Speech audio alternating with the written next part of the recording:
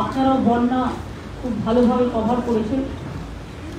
অন্তত 90% যারা গ্রাম বাংলাকে ভালোবাসেন, জেলাকে ভালোবাসেন। আমি আমার সাথে চিফ সেক্রেটারি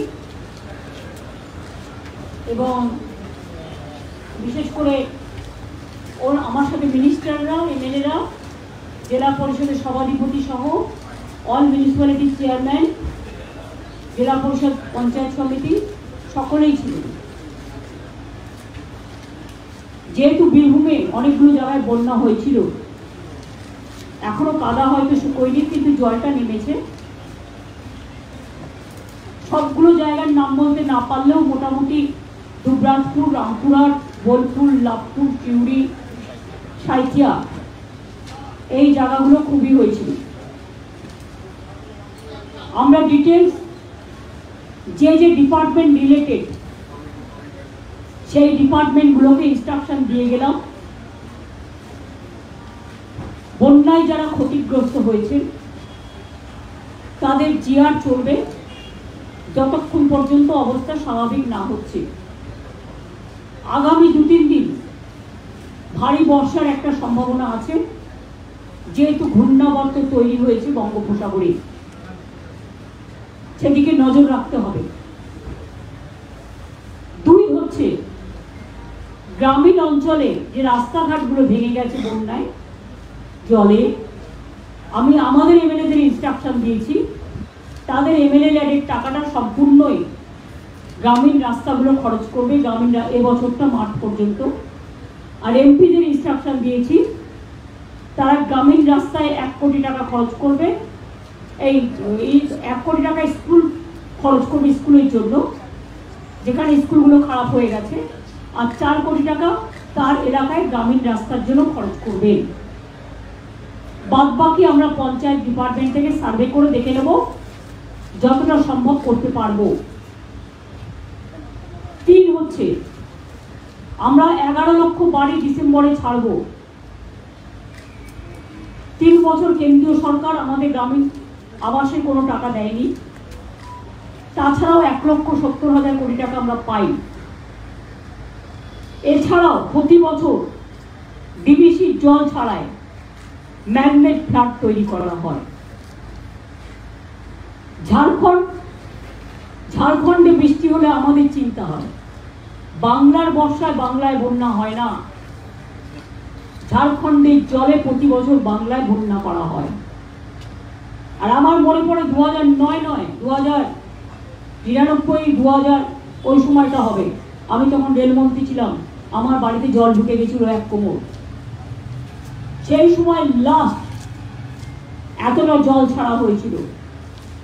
তারপর থেকে আমরা গভর্নমেন্টে আসার পর থেকে আমরা কিন্তু কন্টিনিউয়াস মনিটরিং করি।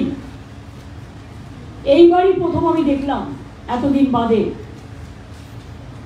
এখন ডিবিসির জলটা নাকি জল শক্তি মন্ত্রক থেকে ছাড়া হয়।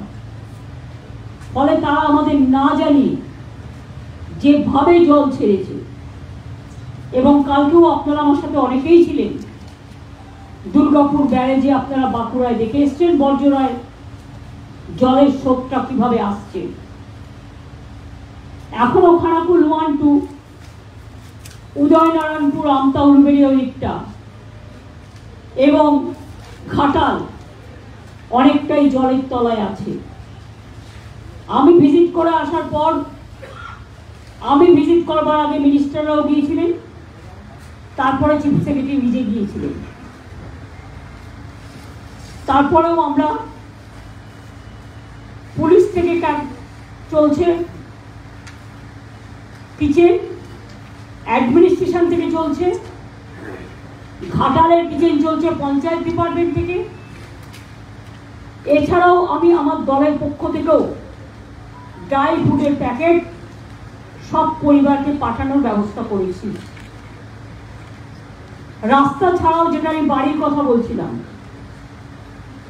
11 লক্ষ বাড়ির মধ্যে আমি ইতিমধ্যে 65,000 বাড়ি মাইনরিটি ডিপার্টমেন্ট থেকে ডেস্টিটিউট উইমেনদের করে দিচ্ছি।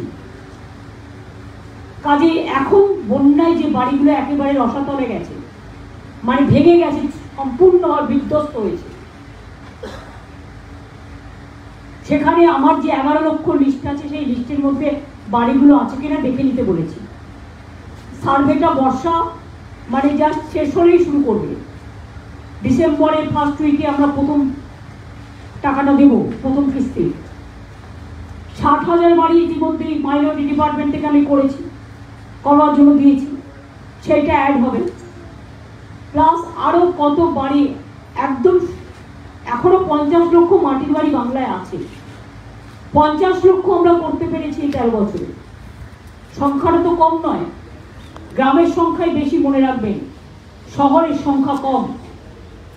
আমাদের কিন্তু এখনো পশ্চিমবাংলা গ্রাম ভিত্তিক, এবং শহর কলকাতা এবং কয়েকটা মিউনিসিপ্যালিটি ছেড়ে দিলে সবটাই কিন্তু গ্রাম। অনেক গ্রামের মানুষ আজ পাকা বাড়ি করে নিয়েছেন নিজেরাও। গভর্নমেন্ট থেকেও আমরা 50 লাখ করে দিয়েছি এবং এবার 11 লাখ হাতে নিয়েছি। তাতে 60,000 আমার যদি বাঁচে, মাইনরিটি ডিপার্টমেন্টের টাকা, সেটাও গভর্নমেন্টের টাকা, প্লাস আরও 1-1.5 লক্ষ বাড়ি যাদের বন্যায় ভেঙে গেছে, তাদেরটা আমি ইনক্লুড করব। যেখান থেকেই হোক না কেন টাকা জোগাড় করব, করে আমরা এটা করব। পিএইচকে আমি বলে গেছি, পিএইচির কাজ করবার জন্য যেখানে যেখানে সারা পশ্চিমবাংলায় রাস্তা ভেঙেছে পাইপ নিয়ে যাওয়ার জন্য, সেগুলো আগে সারাবে, তারপরে আবার জমি দেবো, টাকা দেবো। পাওয়ার ডিপার্টমেন্টকে বলা হয়েছে জলটা কমে গেলে পাওয়ার টোটালটাই যাতে রেস্টোর হয়। অনেক জায়গায় হয়েছে, অনেক জায়গায় জলের জন্য হয়তো তারগুলো সারাতে পারিনি, কারণ অনেক সময় ইলেকট্রিকিউট হয়ে যায়, বিদ্যুৎকরণ হয়ে যায়, ফলে সেগুলো দেখে নিয়ে করতে। এছাড়াও কৃষকদের যে জমি নষ্ট হয়েছে, শস্য নষ্ট হয়েছে, বীরভূম জেলাও আমার ধনধান্যে পুষ্পে ভরা। মৎস্য, নদী, পুকুর, রাঙামাটি, সতীপীঠ, পাথর চাপড়ি থেকে শুরু করে সবকিছুই আছে। সুতরাং সতীপীঠ স্থানগুলোতে জল থাকলে ডিএম দেখবেন, কারণ ওগুলো আমরা করে দিচ্ছি সব ভালো করে। পাথর চাপড়িও দেখবেন। বাকি কৃষকদের জন্য আমাদের শস্য বীমা করা থাকে। আগে চাষিদের টাকা দিতে হতো, এখন চাষিদের টাকা দিতে হয় না। বিনা পয়সায় চাষিরা বিপদে পড়লে আমরা সেই টাকাটা দিই। অর্থাৎ যে ক্ষয়ক্ষতিগ্রস্ত হয় তার মূল্যায়নটা করে যেই জল সরে যাবে, কৃষি দপ্তর আমার সাথে এসছে, ওঙ্কার মিনা আছেন, তাকে ইনস্ট্রাকশন দেওয়া হয়েছে যে কৃষকরা যাতে সঠিকভাবে তার বন্যা ত্রাণের হিসেব অনুযায়ী এবং শস্য বীমার হিসেব অনুযায়ী তারা যাতে টাকাটা পায়।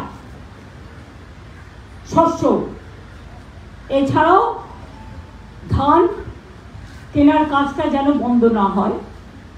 আপনারা দেখছেন দি নিউজ টুডে বাংলা, বাংলার খবর, বাঙালির খবর।